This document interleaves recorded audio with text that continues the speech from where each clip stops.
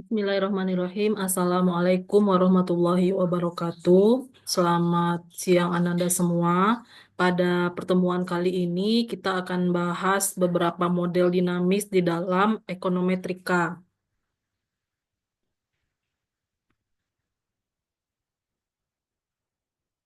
Kita awali dengan kegunaan model dinamis. Pemodelan dinamis merupakan salah satu cara untuk menghindari regresi semu atau spurious regression. Model dinamis dapat menjelaskan hubungan kausal jangka pendek dan jangka panjang. Kemudian model dinamis ini juga memungkinkan kita sebagai peneliti untuk menaksir koefisien regresi jangka pendek dan jangka panjang.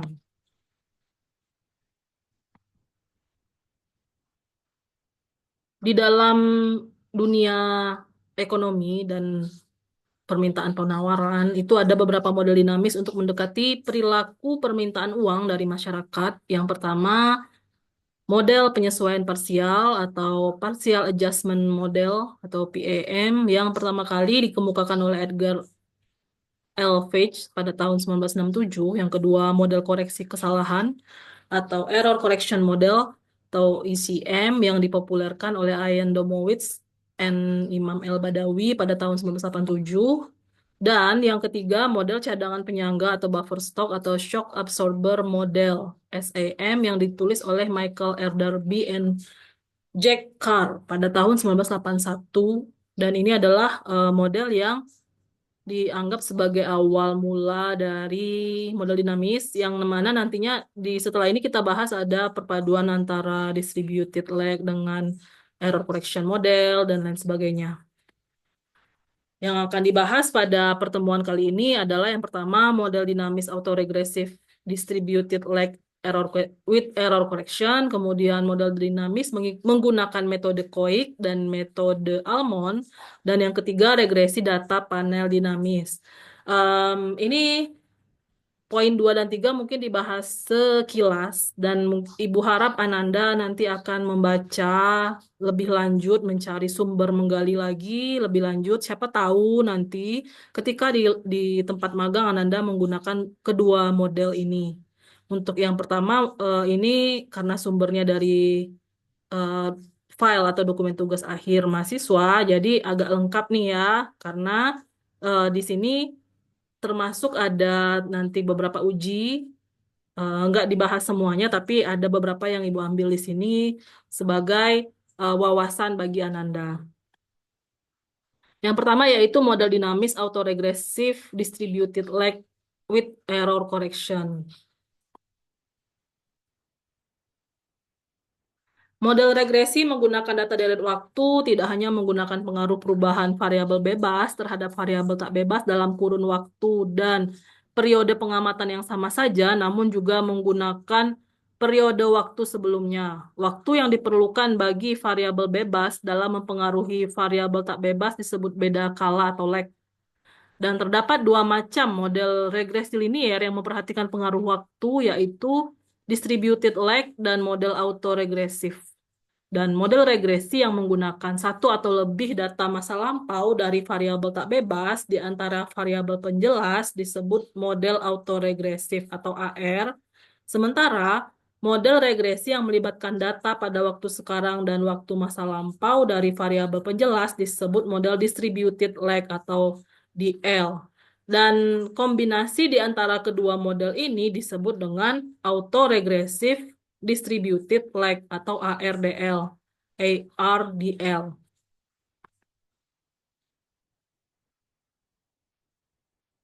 Model ini menjelaskan nilai masa kini maupun nilai masa lalu dari variabel bebas sebagai tambahan pada model yang memasukkan nilai masa lalu dari variabel tak bebas sebagai salah satu penjelas.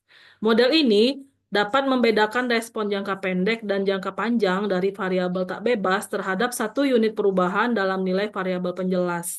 Model ERDL ini merupakan model dinamis dalam ekonometrika yang bermanfaat dalam ekonometrika empiris karena membuat teori ekonomi yang bersifat statis menjadi dinamis dengan memperhitungkan peranan waktu secara eksplisit sehingga waktu ikut diperhitungkan dan panjang beda kala atau lag-nya diketahui sehingga penerapan model ERDL ini dinilai mampu memberikan gambaran model yang baik. Setidaknya dibanding yang statis sudah pasti ya. Dan model ARDL yang didapatkan dapat diparameterisasi ulang ke dalam bentuk error correction model atau ECM sehingga didapatkanlah nilai coefficient error correction term atau ECT. Error correction model merupakan model ekonometrika dinamis yang juga merupakan model ARDL yang sudah diperluas dengan ECT sehingga parameterisasi ini dapat dilakukan karena ARDL merupakan persamaan model yang dinamis dan memiliki bentuk yang sama dengan ECM.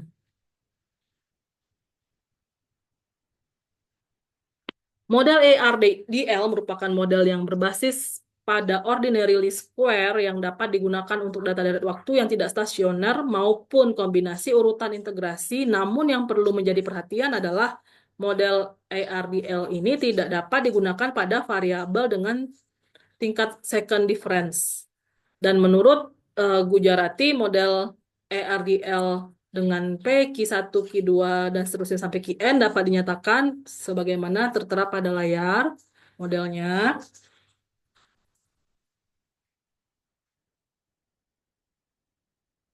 Dengan YT ini variabel tak bebas, XT variabel bebas, alfa konstanta, delta P koefisien variabel tak bebas, beta Q koefisien variabel bebas, dan error termnya atau residu dengan ET. Dan T adalah periode atau waktu T sama dengan 1, 2, 3 sampai dengan T. Ketika model ARDL terkointegrasi, maka terdapat hubungan jangka panjang antar variabel-variabel penjelas dengan variabel terikat, sehingga menggunakan model ARDL bound test untuk melihat hubungan jangka pendek dan jangka panjangnya pada model tersebut. Dan model ARDL P, Q terkointegrasi adalah sebagai berikut.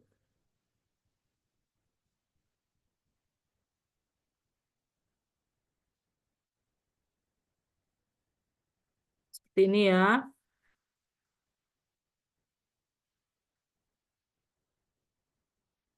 Dengan YT adalah variabel tak bebas, XT variabel bebas, dan seterusnya, ET ini adalah white noise-nya, atau error termnya tadi menjadi white noise-nya. Dan di sini muncul adanya lambda ya. Oke, kita lanjutkan. Implikasi dari ARDL model juga adalah estimasi error correction model. ECM merupakan model ekonometrika dinamis yang juga merupakan model ARDL yang sudah diperluas dengan error correction term atau ECT. Dan model ARDL atau ARDL P, Q yang sudah didapatkan dapat diparameterisasi ulang untuk ECM sehingga diperoleh nilai koefisien ECT. Parameterisasi ini dapat dilakukan karena ARDL merupakan persamaan model yang dinamis dan memiliki bentuk yang sama dengan ECM. Nilai koefisien ECT menjelaskan kecepatan residual ECT pada periode sebelumnya untuk mengoreksi ketidakseimbangan yang terjadi pada periode saat ini menuju keseimbangan pada periode selanjutnya. Speed of adjustment. Apabila nilai koefisien ECT bernilai negatif dan signifikan, maka model yang diamati valid. Sedangkan apabila nilai koefisien ECT bernilai positif, maka arah variabel akan semakin menjadi dari keseimbangan jangka panjang sehingga model tidak valid.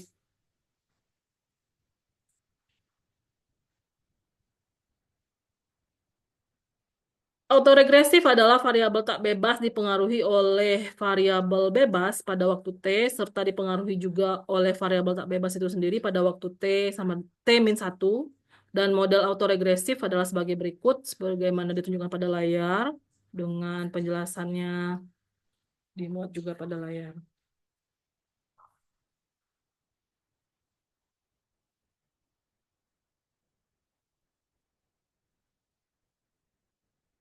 Model regresi yang memuat variabel tak bebas yang dipengaruhi oleh variabel bebas pada waktu T, serta dipengaruhi juga oleh variabel bebas pada waktu T-1, T-2, dan seterusnya sampai dengan T-S, disebut dengan model distributed lag. Sebab pengaruh dari satu atau beberapa variabel bebas terhadap variabel tak bebas menyebar ke beberapa periode waktu dan bentuk umumnya dinyatakan sebagaimana di layar, Ananda. Dan model lag ini ada dua, model lag infinite dan model lag finite.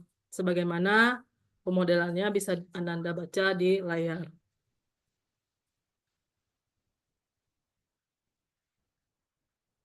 Nah, selanjutnya untuk model distributed lag autoregressive ini ada uji linearitas. Dan salah satu uji untuk mengetahui linear atau non-linear suatu data deret waktu dapat menggunakan uji Ramsey reset yang pertama kali diperkenalkan oleh Ramsey. Jika terdapat variabel bebas XT dan variabel tak bebas YT, pengujian menggunakan statistik Ramsey reset dengan hipotesis sebagai berikut. Dengan hipotesisnya adalah H0 A2 sama dengan dan seterusnya sampai AK sama dengan 0. Eh, Secara pernyataan adalah data deret waktu tidak mengandung pola nonlinear dan H1-nya A2 tidak sama dengan 0, data deret waktu mengandung pola non-linear. Dan statistik ujinya bisa dilihat pada layar, dengan ET ini adalah vektor residual dari model linear pada persamaan 2.28 yang sebelumnya, kemudian VT vektor residual dari model alternatif, T sama dengan waktu ke T, N banyaknya pengamatan, K banyaknya variabel tak bebas dari variabel bebas. Dengan alfa 5%, maka kriteria ujinya tolak H0 jika p-value kurang dari alfa atau riset hitung lebih dari FK min 1 N, K. N min K, maaf. Derajat bebas dari eh, F tabelnya ya. Selanjutnya ada uji stabilitas di dalam model dinamis ini digunakan untuk mendeteksi stabilitas parameter dalam jangka pendek dan jangka panjang.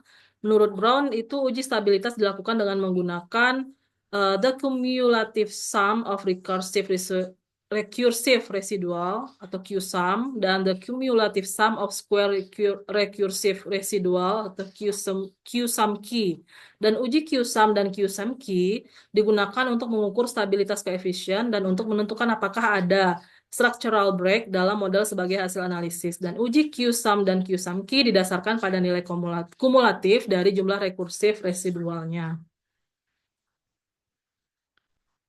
Dan penghitungan cumulative sum residual dapat dilakukan menggunakan persamaan yang tertera pada layar. Ini ada hubungannya dengan statistical quality control. Ada kelasnya nih yang lagi ngambil skripsi pakai QSUM juga, tapi dia bukan untuk regresi nih, bukan model dinamis, tapi digunakan untuk ya model dinamis juga, tapi untuk pengendalian mutu statistik ya. Jadi sebenarnya setiap ilmu itu Ananda ada kaitan-kaitannya, walaupun mungkin kadang sedikit gitu. Dan tergantung kita sih, kita jeli nggak, oh iya ini ada juga nih di ini. Dan oh iya ke sini ya, oh arahnya ke sini gitu. Pas di multivariat kita gunakan geometri gitu ya, tanpa kita sadari bahwa basic-basic penghitungan statistika multivariat itu ternyata geometri nih banyaknya ya, kebanyakan geometri. Sedangkan untuk yang di deret waktu itu basicnya regresi, kemudian eh, di dalam proses stokastik, Ananda bisa lebih mudah ketika memahami graf dan lain sebagainya. Jadi setiap ilmu itu yang Ananda pelajari dalam mata kuliah itu sebetulnya saling berkaitan. Tapi mungkin pada titik mana ketemunya itu yang beda-beda ya. Lanjut. Nilai kumulatif residual ini kemudian diplotkan dengan band berupa garis kritis 5% sebagaimana metode rekursif residual. Jika nilai kumulatif rekursif residual berada di dalam band, maka mengindikasikan adanya kestabilan parameter estimasi di dalam periode penelitian. Sebaliknya, jika nilai kumulatif rekursif residual berada di luar band, berarti menunjukkan ketidakstabilan parameter di dalam periode penelitian. Nah, selanjutnya ada nih yang menggunakan metode Koik dan juga metode Almond namanya. Em, Masih terkait dengan distributed lag tadi ya, atau model lag terdistribusi.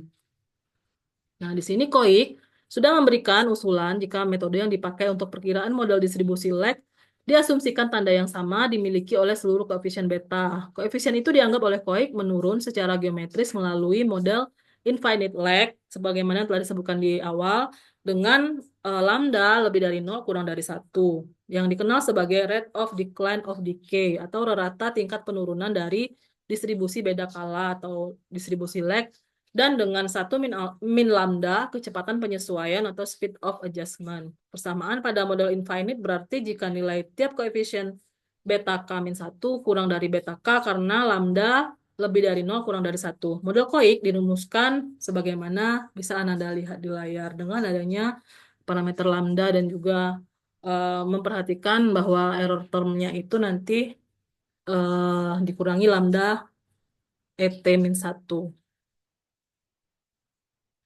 Lanjut. Ada juga metode Almond pada model lag terdistribusi. Almond merupakan alternatif pada model regresi lag yang menghindari masalah permasalahan estimasi ordinary least square yang berkaitan dengan model autoregresif. Dan model yang dipakai dalam metode Almond ialah model finite lag, sebagaimana tertera di layar. Bisa Anda perhatikan. Oke, itu tadi metode metode Koik dan metode Almond. Jadi bisa juga Anda pertimbangkan untuk nanti digunakan di analisis skripsi atau laporan magang Anda. Oke, kita masuk ke model dinamis lainnya, yaitu model data panel, tapi yang dinamis. Jika sebelumnya Anda pernah belajar model regresi data panel, itu di analisis deret waktu, kemungkinan Anda dapatnya ya. Nah, di sini ada model data panel dinamis. Tentunya balik lagi tadi ke model autoregresif dulu, diawali dengan model autoregresif ini, kemudian masuk ke dalam persamaan yang tertera di layar. Contohnya di sini misalnya kita mau lihat nih ekspor impor. Karena yang paling eh, kalau kita mau multi inputnya ya berarti kan ekspor dan impor nih yang benar-benar ada masuk ada keluarnya gitu ya. Jadi Ananda bisa lihat di layar persamaan model untuk dianalisis pada penelitian yang Ibu dapatkan di sumber ini disajikan pada persamaan 3 dan untuk model ekspor terhadap GDP dan persamaan 4 untuk model impor terhadap GDP. GDP ini kan gross domestic product. Jadi kalau misalkan em, di provinsi atau kabupaten kota itu kan PDRB. Kalau di eh, Indonesia berarti dia PDB. Ini GDP ini sama dengan PDB. Namun bahasa Inggrisnya GDP kan gross domestic product. Produk domestik bruto. Produk domestik regional bruto. Nah, seperti itu. Ini bisa dilihat persamaannya. Kemudian ada estimasi parameter GMM-nya. Karena panel dinamis ini menggunakan JMM dan prinsip yang digunakan oleh Arellano dan Bond adalah menggunakan JMM Arellano Bond. Korelasi antara variabel endogen explanatory YI T-1 dengan error adalah definisi model data panel dinamis. Maaf, kurang S. Beberapa dari estimasi yang telah dikembangkan menunjukkan asumsi apa yang mendasari estimasi tersebut. Seberapa baik estimasi bekerja relatif satu sama lain dan bagaimana menguji validitas dari asumsi di balik estimasi untuk memilih estimasi yang paling sesuai untuk data yang digunakan dalam penelitian. Jadi GMM ini adalah singkatan dari Generalized Method of Moment. Sebagaimana tertera di layar, bisa Ananda perhatikan. Mana tahu nanti Ananda mendapatkan kasus yang sesuai untuk diselesaikan dengan metode GMM ini ya. Oke, lanjut. Nah, jadi di sini Ananda punya tugas kelompok untuk di pertemuan berikutnya. Pertemuan berikutnya akan Ibu berikan video lagi, yaitu video regresi logistik. Jadi di sini tugas pertama sebagai tugas individu adalah Ananda meringkas video ini ke dalam buku catatan Ananda masing-masing untuk Ibu nilai di pertemuan 16. Nah, pertemuan selanjutnya adalah pertemuan 15, kita bahas regresi logistik. Di sana, di pertemuan ini dan juga pertemuan 15 ini, kan ada kelebihan waktu dari video yang Ibu berikan ini ya. Itu Anda gunakan untuk diskusi kelompok menjawab 8 pertanyaan ini. Di regresi logistik, Ibu tidak memberikan tugas, namun Ananda silakan meringkas video regresi logistik itu nanti juga. Jadi di dalam catatannya juga. Dan akan Ibu nilai di pertemuan 16, di mana pertemuan 16 itu adalah lanjutan presentasi kelompok yang belum, yaitu kelompok 1, kelompok 3, dan 4. Nah, itu akan Ibu jadikan nilai UAS-nya. Jadi nilai UAS-nya adalah presentasi kelompok. Kemudian nilai tugas itu adalah catatannya. Kemudian nilai kuis, nggak jadi ya materi yang kemarin Ibu katakan untuk diuji sebagai kuis, itu nggak jadi yang itu. Tapi diganti dengan 8 pertanyaan ini. Yang mana kuisnya juga Ibu berikan keringanan yaitu dikerjakan berkelompok. Nah, ini karena butuh diskusi. Jadi jangan Ananda cuma mengandalkan ChatGPT aja. Ibu mohon jangan pakai ChatGPT aja. Silakan Ananda diskusi benar-benar ini dan Ibu lihat di situ nanti hasil dari Ananda menjawab pertanyaannya kan kelihatan mana yang benar-benar diskusi dan mana yang hanya menjawab melalui dengan bantuan ChatGPT. Dan Ibu harap Ananda menjawab itu pakai referensi. Jadi ada bukti referensinya ya, daftar daftar pustaka yang Anda gunakan untuk menjawab pertanyaan ini. Oke, yang pertama, jelaskan konsep model dinamis dalam ekonometrika dan bagaimana model ini berbeda dari model statis. Berikan contoh penerapannya dalam analisis ekonomi. Yang kedua, apa peran variabel lag dalam model dinamis? Bagaimana penggunaan lag dapat mempengaruhi interpretasi hasil dalam analisis ekonometrika? Yang ketiga, diskusikan karakteristik dan penggunaan model autoregresif AR atau ER dalam ekonometrika. Apa yang terjadi jika koefisien autoregresifnya lebih besar dari satu?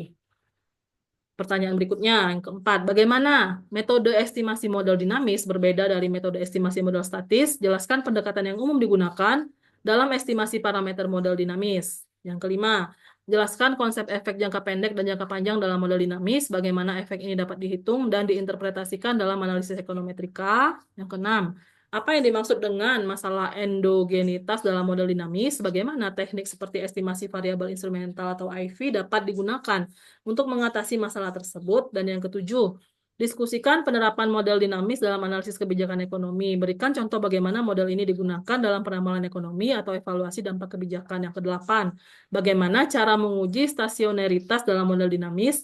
Jelaskan metode uji yang umum digunakan dan bagaimana hasil uji tersebut dapat mempengaruhi spesifikasi model. Ada 8, silahkan didiskusikan dan dijawab menggunakan jawaban-jawabannya itu ada referensinya. Jadi eh, tidak bisa hanya jawaban saja. Karena kalau kayak gitu berarti kelihatan banget, oh ini pakai ChatGPT ya Ananda ini ya. Nah, kalau misalkan Ananda menjawab itu berdasarkan referensi, pasti beda lah ya. Bisa dilihat karena bedanya kalau yang ChatGPT kan dia berpola nih. Kalau yang jawaban yang benar-benar disadur atau dikopas dari referensi tertentu, dia pasti akan lebih random polanya. Kalau misalkan polanya sangat beraturan, itu berarti pakai ChatGPT. Oke, untuk referensi materi kali ini dia. Kemudian ini referensi utamanya juga ya dari ada tugas akhir mahasiswa, kemudian ada artikel yang menggunakan metode Koik dan metode Elmon itu bisa Anda baca sendiri. Kemudian ada regresi data panel dinamis untuk pemodelan ekspor dan impor. Ini juga kayaknya belum pernah ya skripsi di prodi kita, tapi nggak tahu juga Ibu ya karena semester ini Ibu sedikit membimbing karena Ibu lagi fokus ke penyelesaian S3 Ibu. Dan ini juga referensi lainnya, referensi lainnya. Oke, mungkin demikian saja dari Ibu.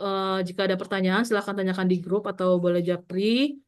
Ibu mohon maaf jika terdapat hal-hal yang kurang berkenan. Silahkan sisa waktu dari pertemuan ini masih ada 1 jam lagi. Itu silahkan Anda gunakan untuk diskusi kelompok dan dilanjutkan dengan pertemuan 15 juga diskusi kelompoknya. Dikumpulkan yang tadi tugas yang ini itu dikumpulkan ditulis dalam double folio, dikumpulkan di klinik statistika. Silakan ditaruh di meja Ibu atau di laci meja Ibu ya, boleh.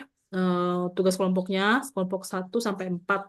Silakan Ananda mulai mengerjakan dari sekarang dan minggu depan itu kita libur.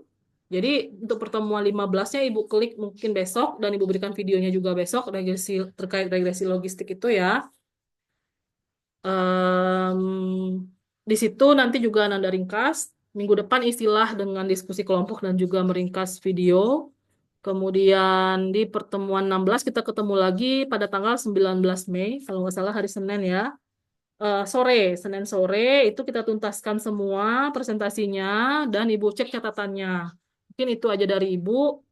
Jika ada yang ingin ditanyakan boleh lewat CP-nya, lewat narahubung Rizky ya, atau boleh langsung ke Ibu, atau boleh langsung di grup.